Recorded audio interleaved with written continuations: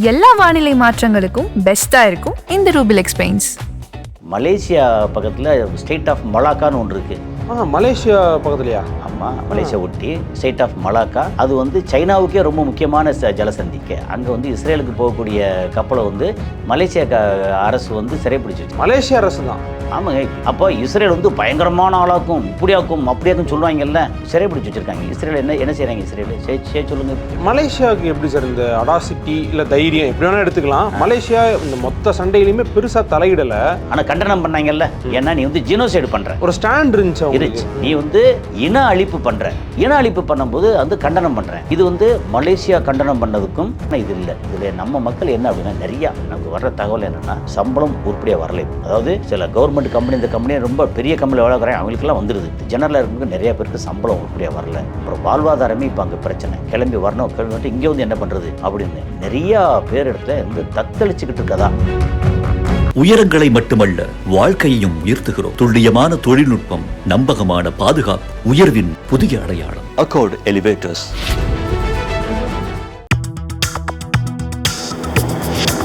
Delivering smiles all around the professional careers.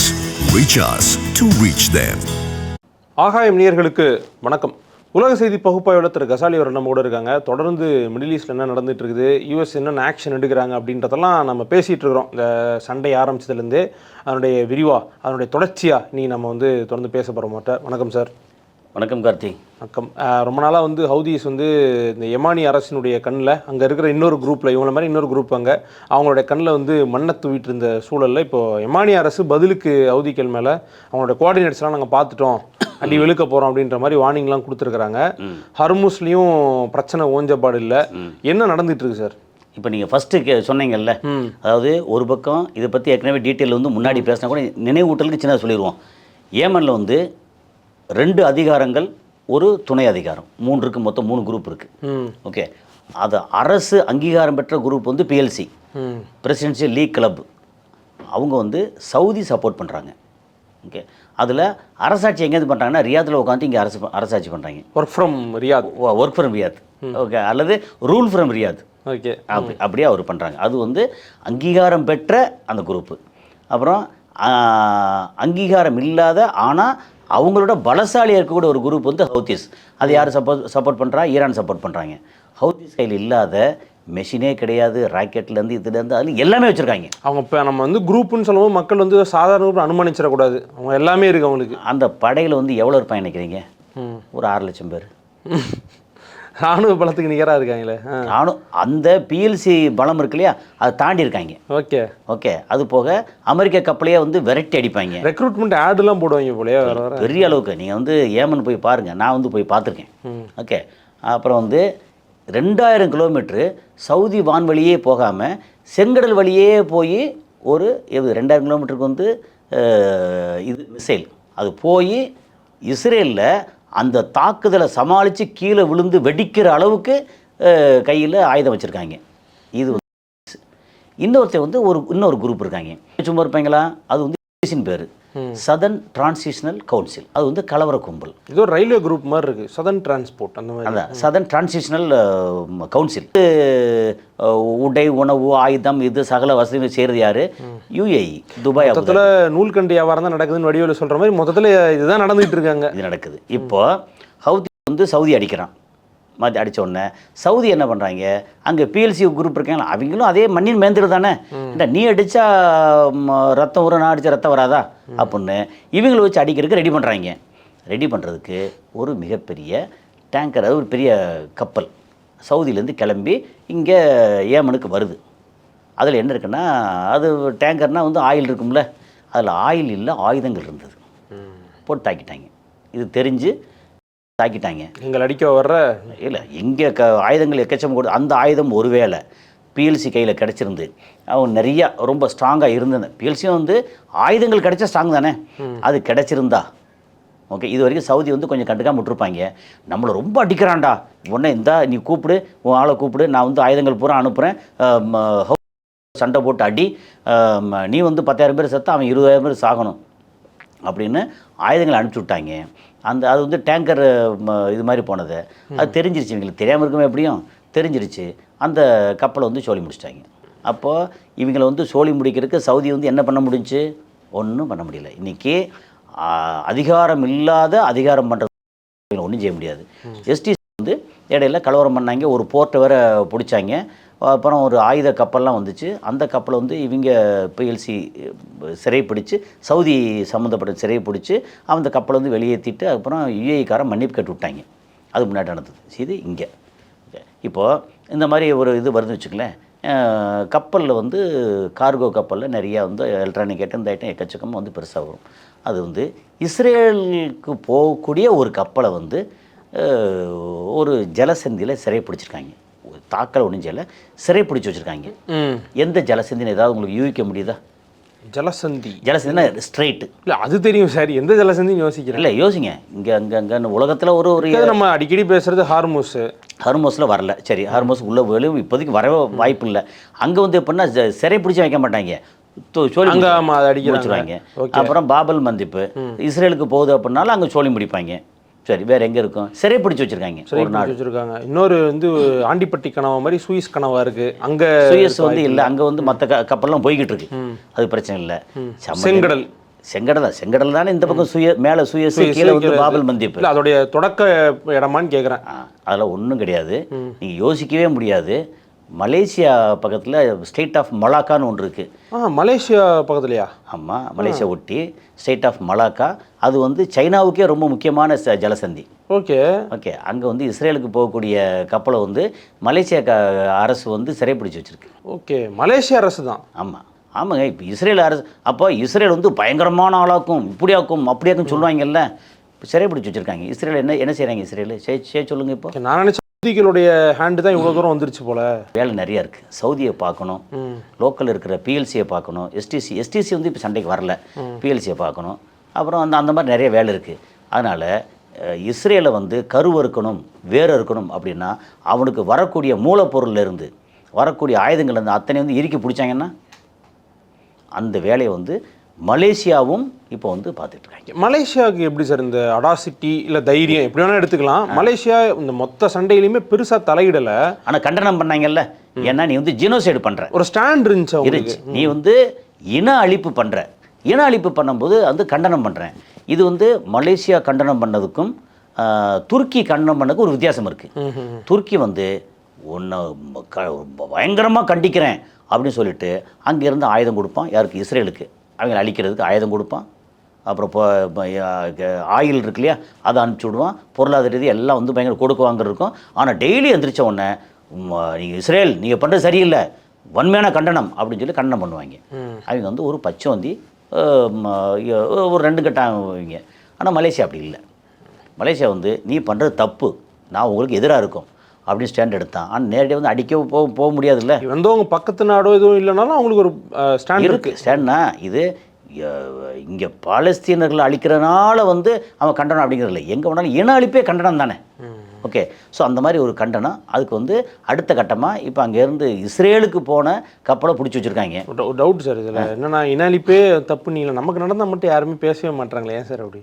அது பேச்சு வந்து வெளியே வர விடாத அளவுக்கு ரொம்ப வந்து வேறு மாதிரி நிறைய விஷயங்கள் நடந்துச்சு. நமக்கு மட்டும் 2 அடி கூட விழுது பிரச்சனை விழுது. அதில் வந்து எப்படின்னா அதில் ஏகப்பட்ட உள்குத்து வேறு இருக்குது. ஓகே, அந்த இன அழிப்புக்கு காரணம் வந்து இவங்களா யாரா, இது பெரிய அளவுக்கு அது டிபேட்டு, அது தனி. அது வந்து நம்ம பேச முடியாது. பொதுவாக அது பேசுகிறது வந்து அலோவ் பண்ணுறது இல்லை, அது சரி, அது வேண்டாம். ஓகே, ஆனால் இன அழிப்பு எங்கே நடந்தாலும் தவறு. ஓகே, அது வந்து அவன் வந்து கையில் பிடிச்சி இது பார்த்து வச்சுருக்கான். அதுக்கப்புறம் வந்து இங்கே வந்து அமெரிக்காவோட ட்ரோன் நிறையா வந்து குறி சுட்ட மாதிரி சுட்டு நிறையா பிடிச்சான்னு சொன்னோம். இப்போ அதை விட ஒரு சூப்பர் ட்ரோன் அப்படி போயிட்டே இருக்குது. அதை வந்து இவங்க சொந்தமாக தயாரித்த ஏர் டிஃபென்ஸ் சிஸ்டம் அதை வச்சு சோழி முடிச்சிட்டாங்க. அமெரிக்கா வந்து அதிர்ந்து போய் கிடக்கு. எப்படா அடித்தாங்க, இதெல்லாம் வந்து யாராலையும் தொட முடியாதே அப்படின்னா தொட்டுட்டோமே அப்படின்றாங்க, அடிச்சிட்டாங்க இது. அதுக்கப்புறம் வந்து சைனா என்ன பண்ணியிருக்காங்க, இது யூகேக்கு இதுக்கெல்லாம் வந்து கொஞ்சம் ட்ரோனுக்குன்னு எல்லாம் கொடுப்பாங்கல்ல, கொடுத்து இந்தப்பா உங்களுக்காக கொடுத்துட்டேன் வச்சுக்கோ சூப்பராக பண்ணி எல்லாத்தையும் பண்ணிட்டாங்க. பண்ணிவிட்டு அங்கே வந்து மேலே வந்து அந்தந்த நாட்டோட மொத்தம் எல்லாம் வந்து டீட்டெயில் எடுக்க முடியா, அது பூரா சைனாவுக்கு போயிருக்கு. எங்கே தான் சைனாக்காரன் வந்து உள்ளே நுழைஞ்சி அவ்வளோ வேலையும் பார்த்துக்கிட்டு இருக்காங்க. ஓகே, அவ்வளோ இது நடந்துக்கிட்டு இருக்கு. இப்போது ஹர்மோஸ் வந்து திறக்கணும் கெஞ்ச ஆரம்பிச்சிருக்காங்க ஒரு ஒரு நாடு வந்து பயங்கரமாக ஈரான்கிட்ட கெஞ்சுறாங்க, திறந்து விட்டுறியா என்னால் முடியாது அப்படின்னு. ஜப்பான். அது இப்போ முக்கியமான செய்தி, அது அவன் கெஞ்ச ஆரம்பிச்சிருக்கான். இல்லை சார், இப்போ ஜப்பான் கெஞ்சுறாங்க நீங்கள் சொல்கிறீங்க. சமீபத்தில் ட்ரம்ப் வந்து பத்திரிகையாளர்களை சந்திக்கும் போது அவர் சொல்கிறாரு, ஹார்மோஸ் வந்து எங்கள் கண்ட்ரோலில் கம்ப்ளீட்டாக இருக்குது, ஒன்றும் பிரச்சனை இல்லை, போக்குவரத்துலாம் நடந்துகிட்டு இருக்கு, நாங்கள் பார்த்துக்குறோம் அப்படிங்கிறாரு. சரி, நமக்கு சமீபத்தில் முன்னாடி ஒரு சில வருடங்களுக்கு முன்னாடி ஒருத்தர் நான் பார்த்தேன். நான் வந்து பிரைம் மினிஸ்டர் ஆக போகிறேங்க, என்னை யாரும் தடுக்க முடியாது, நான் தாங்க பிரைம் மினிஸ்டர் அப்படின்னு சொல்லி தெரிஞ்சார் ஒருத்தர். ஓகே, அந்த மனிதருக்கும் ட்ரம்ப்புக்கும் வித்தியாசம் இல்லைன்னு நான் நினைக்கிறேன். அவ்வளோதான் சொல்கிறதான். ட்ரம்ப் வந்து கண்ணாப்புறான்னு பேசியிருக்காரு, கொஞ்சம் நஞ்சம் இல்லை. என்ன நடந்திருக்கு, உண்மையே ஒன்று இருக்குல்ல. அதுக்காண்டி நம்ம வந்து அமெரிக்காவை குறை சொல்லலை, அமெரிக்காவோட பலத்தை நம்ம குறைச்சி மதிப்பிடலை. ஆனால் அமெரிக்காவில் வந்து இப்பேற்பட்ட அதிபர் நீங்கள் தேர்ந்தெடுத்தீங்கல்ல, அமெரிக்கர்கள் பொதுவாக புத்திசாலிம்பாங்க, புத்திசாலியெல்லாம் ஒன்றா சேர்ந்து ஒரு மாதிரி அவர் வந்து தேர்ந்தெடுத்து வச்சுருக்காங்க. அவங்களோட இங்கே உள்ளவங்கலாம் பயங்கர சந்தோஷம், ட்ரம்ப் வந்துட்டாரா அப்படின்ட்டு அந்த மாதிரி. ஆமாம், ஆர்கன்சாஸ் அதுக்கப்புறம் வந்து இன்ன பிற இடங்கள்ல இருக்கிறவங்க மாதிரி இவங்க சந்தோஷப்பட்டுக்கிட்டு இருந்தாங்க. அது மாதிரி இப்போ வந்து அடுத்து வேறு இது நவம்பரில் வந்து எலெக்ஷன் நடக்க போகுது, அதெல்லாம் அது வேறு கதை. ஆனால் என்னென்னா அமெரிக்கா ஓகே பயங்கரமான வீழ்ச்சியில் இருக்குது, ஒன்றுனா தெரிய ஆரம்பிச்சிருக்கு. அங்கே வந்து பார்த்தா பீட் எக்ஸத்தை வந்து போட்டு செனட் போட்டு தாக்குதாங்க, அது டெய்லி செய்தியாகி போச்சு. செனட் தானா இவங்களுக்கு சப்போர்ட்டாக தானே சார் இருக்குது. இப்போ சமீபத்தில் டேரிஃப் பில்லை வந்து முக்கால்வாசி பேர் கிட்டத்தட்ட 86 பேர் அதுக்கு அப்போர்ட் பண்ணாங்க, ஓகேன்னு தானே சொல்கிறாங்க. அது நீங்கள் வந்து இஸ்ரேலோட லாபி இருக்குல்ல, அந்த லாபி வந்து அப்படி ஈஸி இல்லை. அது இப்போதைக்கு வந்து ஒன்றும் செய்யவே முடியாது. அவன் மண்டையை போட்டால் தான் இவன் இஸ்ரேல் மண்டையை போடும், அமெரிக்கா மண்டையை போடும், இஸ்ரேல் மண்டையை போடும், அந்த அளவுக்கு இருக்காங்க. அமெரிக்கா வழி நடத்துகிறதே இறுக்கி பிடிச்சிருக்கதே அவங்க லாபி தானே. எதிராலாம் ஒன்றும் பண்ண முடியாது. லேசாக ஒரு எதிராக பண்ணுற மாதிரி ஒரு படம் காமிப்பாங்க, நம்ம ஊரில் நடக்கும் இல்லையா, இங்கே தோத்தாங்க அடுத்து ஃபுல்லாக ஜெயிச்சிட்டாங்க அப்படின்ற மாதிரி. இஸ்ரேல் மேலே அமெரிக்கா தான் அக்கறையாக இருக்கா? அமெரிக்காவில் இருக்கக்கூடிய இஸ்ரேலர்கள் யூதர்கள் பார்த்தா நீங்கள் வந்து உலகத்தில் இன்னும் மீடியா ஃபைனான்ஸு எல்லாத்தையும் கட்டுப்படுத்துறது யார்? என்ன சார், நாங்கள்லாம் வந்து யாருக்கும் சார்பு இல்லாமல் தான் இருக்கோம். எப்படி? நாங்களும் மீடியா தான், யாருக்குமே சார்பு இல்லாமல் தான் இருக்கும். நீங்கள் சார்பு இல்லை, ஆனால் நீங்கள் எந்த மீடியாவில் பேசிகிட்டு இருக்கீங்க? யூடியூப், ஃபேஸ்புக், ஃபேஸ்புக்கு இல்லை மெட்டா குரூப் எடுத்துக்கங்க, எதை வேணால் எடுத்துக்கங்க. ஓகே, அது யாரோடது? ஓனர்லாம் யார்? எல்லாம் யூதர்கள். எக்ஸ் தளம் வந்து இப்போ யூதர் இல்லை. யார்? ஆமாம், எலான் மஸ்க்கு. முன்னாடி வேற ஒருத்தர் இருந்துச்சு, அது மார்க் சுகுமாரன் யூதரா சார்? மார்க் சுகர்பர்க் பின்ன எல்லாம் யூதர். அப்புறம் எல்லாம் அமெரிக்கன் கம்பெனி. அவங்க வந்து என்ன டிசைட் பண்ணுறாங்க அதுதான் வந்து அங்கே நடக்கணும். அந்த கம்பெனி வந்து ஏதாவது ஒரு சின்ன பிரச்சனை, சப்போஸ் வந்து யூதர் இல்லை, யூதர் அல்லாதவர் ஏதாவது வச்சுருக்காரு, ஒரு சின்ன பிரச்சனை, அங்கே வந்து விளம்பரம் போகாது, இது போகாது. ஏன்னா விளம்பரம் வச்சுக்க பெரிய பெரிய நிறுவனங்கள் எல்லாமே யூதர்கள்.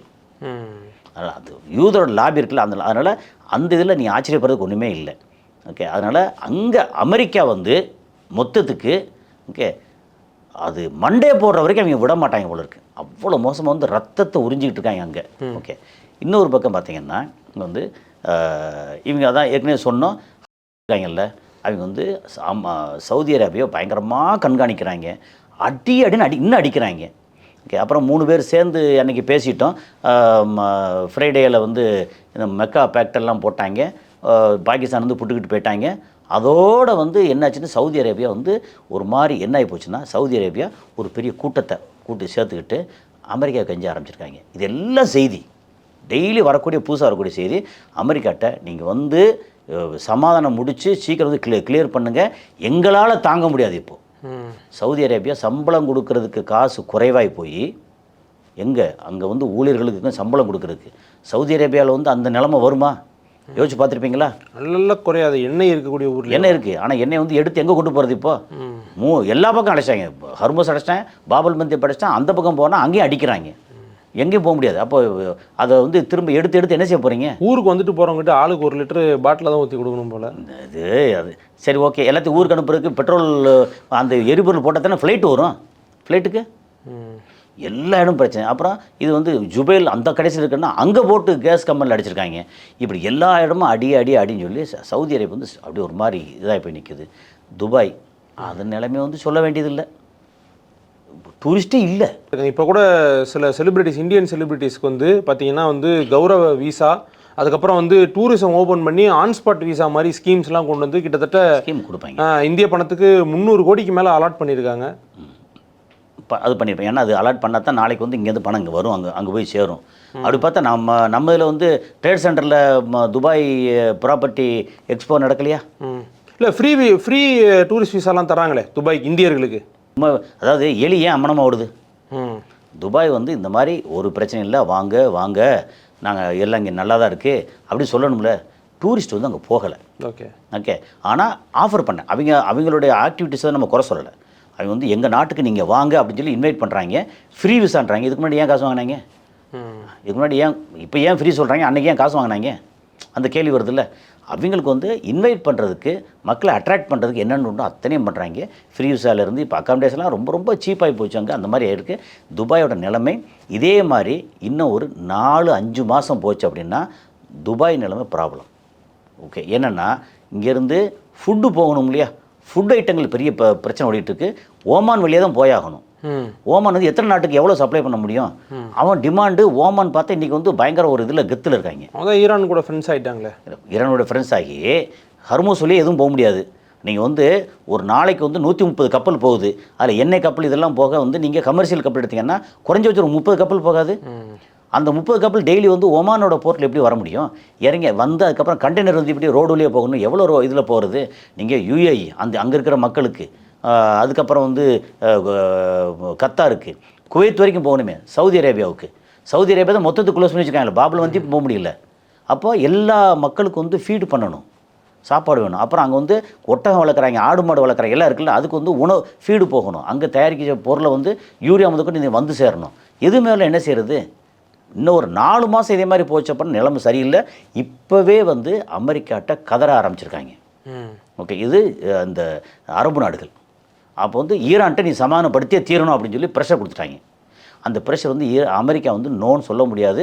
ஏன்னா இவங்க இல்லைன்னா அமெரிக்காவுக்கு கஷ்டம், கை உடைஞ்ச மாதிரி. அதனால் இப்போ சிக்கல் என்ன அப்படின்னா, சண்டை வந்து பெருசாக ஒன்றும் நடக்கலை.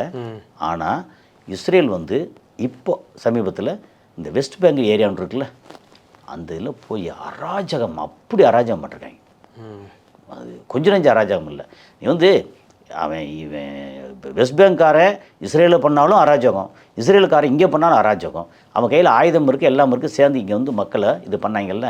இந்த இடத்துல வந்து இஸ்ரேலை பற்றி ஒரு வித்தியாசமான செய்தி வந்து புதுசாக வந்திருக்கு. இப்போது என்னென்னா, அங்கே வெஸ்ட் பேங்க் வந்து செட்டிலர்ஸ்ன்னு இருக்காங்கல்ல, வெஸ்ட் பேங்க் செட்டிலர்ஸ் அது கேள்விப்பட்டிருப்போம். ஓகே, மீள் குடியமைப்புன்னு சொல்லி போயிருப்பாங்கல்ல. அந்த செட்டிலர்ஸ் வந்து ஐடிஎஃப்ங்கிறது யார்? Israel defence force. அந்த இராணுவ ஆள்கள் மேலே கல்லை விட்டு எரிஞ்சு ஒரே தகராறு நடந்துக்கிட்டு இருக்குது. செட்டிலர்ஸுக்கும் இஸ்ரேல்காரனுக்கும் பேய்க்கும் சண்டை மாதிரி இஸ்ரேல்காரனுக்கும் அங்கே வந்து வெஸ்ட் பேங்கில் சண்டை நடந்துகிட்ருக்கு. பிரச்சனை செட்டிலர்ஸ் ஏரியாவில் பிரச்சனை நடந்துகிட்ருக்கு. இவங்க போய் என்ன உரண்டையில் தான் தெரியல, பிரச்சனை அங்கே ஓடிட்டுருக்கு. ஸோ எங்கேயுமே அங்கே வந்து ஒரு நிம்மதியான இது இல்லை. இதில் நம்ம மக்கள் என்ன அப்படின்னா, நிறையா நமக்கு வர்ற தகவல் என்னென்னா, சம்பளம் உருப்படியாக வரலை இப்போது. அதாவது சில கவர்மெண்ட் கம்பெனி, இந்த கம்பெனி ரொம்ப பெரிய கம்பெனி எவ்வளோ இருக்கிறாங்க அவங்களுக்கெல்லாம் வந்துடுது. மற்ற ஜெனரலாக இருக்கிறவங்க நிறையா பேருக்கு சம்பளம் உருப்படியாக வரல. அப்புறம் வாழ்வாதாரமே இப்போ அங்கே பிரச்சனை. கிளம்பி வந்துட்டு இங்கே வந்து என்ன பண்ணுறது அப்படின்னு நிறையா பேர் இடத்துல வந்து தத்தளிச்சுக்கிட்டு இருக்கதா. ஆனால் இப்போ துபாயில் பார்த்திங்கன்னா ரோட்டில் வந்து காரு போகுது வருது எல்லாம் செய்யுது, அதில் எந்த மாற்றமும் இல்லை. அங்கே வந்து ரொம்ப அருமையாக இருக்குது, சூப்பராக இருக்குது, ஓஹோ சொர்க்கம் அப்படின்னு அதெல்லாம் அப்படி தான் இருக்குது. எங்கே என்ன நடந்தாலும் ஒரு தகவலும் அங்கே இருக்கிற மக்களுக்கு தெரியறதில்லை. இப்போ நம்ம பேசுகிறது இல்லையா, இந்த இப்போ நமக்கு வெளியிலேருந்து தகவல் கிடச்சி அங்கே சொல்கிறோம். இதெல்லாம் ஒன்றுமே இல்லையே. ஜபலி போர்ட்டில் வந்து ஒரு 7 ட்ரோன் வந்து விழுந்துச்சான் அப்படின்னா, அப்படிலாம் பக்கத்தில் இருக்கேன், ஒன்றுமே இல்லையே, எனக்கு தெரியலையே அப்படின்றாங்க. ஒன்றும் தெரியாது, ஏன்னா சொல்லவே மாட்டாங்க அங்கே அப்படின்ற மாதிரி. இப்போ வந்து பிரச்சனை என்னென்னா, இந்த இது வந்து கண்டினியூ ஆகும் அப்படின்னு சொல்லி ஸ்ட்ராங்காக நிற்கிறாங்க ஈரான். ஓகே, அப்போ வந்து என்ன பண்ணிட்டாங்கன்னா, இது மாதிரி இவரை வந்து அதிபர் பதவி விட்டு தூக்கணும் அப்படின்னு சொல்லி ஒரு கோஷ்டி சொன்ன உடனே ஈரான் என்ன சொல்லியிருக்காங்க, அப்பாஸ் ஆராய்ச்சி என்ன சொல்லியிருக்காரு, உங்களுடைய பத்திரிகையில் கேட்குறாங்க, உங்களுடைய டிமாண்ட் வந்து அவர் உடனே வந்து பதவி விட்டு வெளியேறுன்னு சொல்கிறீங்களா அப்படின்னு கேட்குறாங்க. கேட்டவுடனே நோ அவர் தான் பதவியில் இருக்கணும். எதுக்கு? இப்போ தான் பாதி அமெரிக்காவை டேமேஜ் பண்ணியிருக்கிறாரு, இன்னும் மீதி இருக்குது, அவர் டேமேஜ் பண்ணட்டும், அது வரைக்கும் அவர் எங்களுக்கு வேணும் அப்படின்னு சொல்கிறாங்க. ஸோ பிரச்சனை வந்து ஈரான் கை வந்து உண்மையிலே நல்லா ஓங்கியிருக்கு. அடி வாங்கியிருக்காங்க, ஆனால் ஓங்கியிருக்கு. இவங்க பூரா வந்து எல்லாத்தையும் வளைச்சி மறைச்சிட்டாங்கல்ல. இஸ்ரேல் வந்து அவ்வளோ பெரிய சூப்பர் நாடுன்னு சொல்லுவாங்கல்ல. இஸ்ரேலோட இவங்க மொசாடோட உளவாளி இருக்காங்கல்ல, அங்கே ஈரானுக்குள்ளே வந்து நிறைய பேர் சிக்குப்பட்டு கிடக்காங்க. இப்போது டெய்லி பிடிச்சிட்டே இருக்காங்க. கேட்டால் மொசாடு உளவாளி, ஈரான்காரன் தான், ஈராக்காரன் தான், எல்லாம் மொசாடு பிடிச்சிட்டு இருக்காங்க. ஒன்றும் செய்ய முடியல. எல்லாம் வந்து ஒரு மாதிரி. இந்த அப்டேட்டில் என்ன அப்படின்னா ரொம்ப சிம்பிள். இஸ்ரேலுக்கு வரக்கூடியது நீங்கள் மலாக்கா ஸ்டேட்டாக இருந்தாலும் அங்கேயும் பிடிப்போம், இங்கேயும் பிடிப்போம். இஸ்ரேலை வந்து இனி வந்து கண்ணில் விரல் விட்டு ஆட்டுவோம் அப்படின்னு ஹவுத்தீஸு ஈரான் வந்து நேரடியாக ஒன்றும் பண்ணாமல் அக்டோபர் 27 வரைக்கும் ஈரான் இஸ்ரேலை அடிக்க மாட்டாங்க. அங்கே வந்து இது வந்தே ஆகணும், எலெக்ஷன் வந்தே ஆகணும். அடித்தா இதை காரணம் காட்டி எலெக்ஷனை தள்ளி போட்டுருவாங்க. அது வரைக்கும் அடிக்கவே மாட்டாங்க. ஓகே. அமெரிக்காவும் கையில் வந்து ஆயுதங்கள் குறைஞ்சின்னு சொல்லி எல்லா இடத்துலையும் இப்போ பரப்பிட்டாங்களா, எல்லாருக்கும் தெரியுமா. ஆனால் ஈரான் மேலே பெரிய தாக்குதல் நடத்துறதுக்கு திட்டம் போடுறாங்கன்னு தான் தகவல் வந்துக்கிட்டே இருக்குது. அது என்றைக்கு என்னென்னு தெரியாது, பார்ப்பேன். நமக்கு வந்து நம்ம நாட்டுக்கு வரக்கூடிய பண வரத்து அங்கேருந்து இருக்கு இல்லையா, அது குறைஞ்சிருக்கு. மக்களோட வாழ்வாதாரம் இருக்கு இல்லையா, அந்த பணம் பொருளாதாரம் வந்து உண்மையிலேயே வந்து கொஞ்சம் தள்ளாடுது. நிறையா பேர் நம்பிக்கையாக வந்து படிச்சுட்டு கல்ஃபுக்கு வேலைக்கு போகணும்னு நினச்சிப்பாங்கல்ல, நிறைய பேர் ஏன்ட்டு எத்தனை பேர் வேலைக்கு போகிறதுக்கு இதெல்லாம் வந்து கேட்குறாங்க. நம்ம வந்து அங்கே இப்போதைக்கு கல்ஃப் போகலாமா வேண்டாமா அப்படின்னு கேட்குறாங்க. எனக்கு தெரியலைங்க, உங்கள் சொந்தக்காரன் தெரிஞ்சவன்ட்ட கேட்டு கேளுங்க. ஏன்னா நம்ம வந்து போன்னு சொல்ல முடியாது, சொல்ல முடியாது. நம்ம அங்கே உள்ள தகவலை வந்து செய்தியாக சொல்ல முடியும். அந்த மாதிரி நிறைய நடந்துக்கிட்டு இருக்குது. இதுதான் இன்றைக்கி உள்ள அப்டேட். நன்றி சார். நன்றி.